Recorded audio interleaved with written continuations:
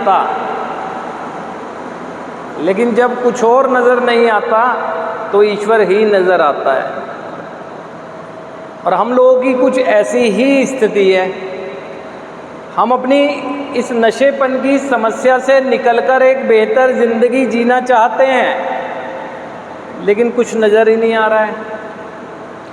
लेकिन हमारी दिक्कत ये है कि जब कुछ नज़र नहीं आ रहा है तो हम किसी की मदद के लिए भी आगे नहीं बढ़ रहे हैं, और ना ही उस शक्ति के साथ अपने संपर्क बढ़ाने की कोशिश कर रहे हैं जिसने हमें ये जन्म का अवसर दिया।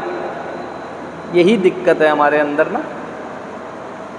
और दूसरा, कार्यक्रम की अगर बात करें, कार्यक्रम में कई बार आपको ईश्वर शब्द सुनने को मिलता है,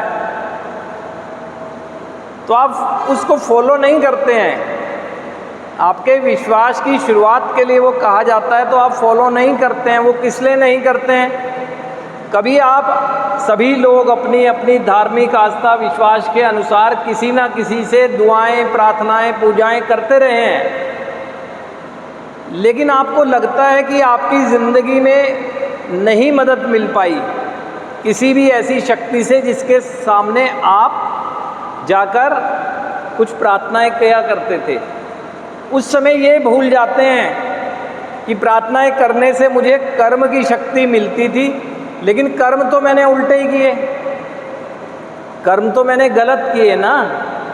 तो मैं कर्मों को ना देखकर ये सोचता हूँ कि कर्म चाहे मैं कितने भी गलत कर दूँ, लेकिन जिसकी प्रार्थनाएं मैं कर रहा हूँ वो मेरी ज़िंदगी में बेहतर ही करे। ऐसा कहाँ संभव है? एक इंसान का परिचय, एक इंसान का जीवन कर्मों से ही चलता है। प्रार्थनाएं तो हम इस जन्म के लिए, आभारीपन के लिए कर रहे हैं, और इस जन्म में हम कुछ कर सकें उसकी कर्म की शक्ति के लिए कर रहे हैं। लेकिन आपका विश्वास हट चुका है या बिल्कुल एक तरह से समझे खत्म के कगार पर है। तो ऐसे में कार्यक्रम में जब आप ईश्वर शब्द सुनेंगे तो आप ये सोच लें कि आप विश्वास नहीं करेंगे, लेकिन कार्यक्रम में किसको ईश्वर माना गया है ना।